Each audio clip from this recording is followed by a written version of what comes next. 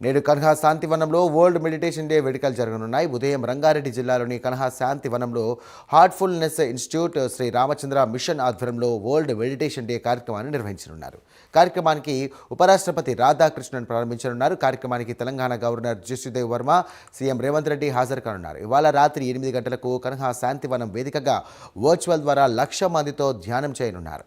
ఇక దాజీ మార్గదర్శకత్వంలో దాదాపు 40,000 మంది కన్హా శాంతివనంలో ప్రత్యక్షంగాను అలాగే ప్రపంచవ్యాప్తంగా లక్షలాది మంది ఆన్లైన్లోనూ ధ్యానం చేయడానికి ఈ కార్యక్రమంలో పాల్గొననున్నారు.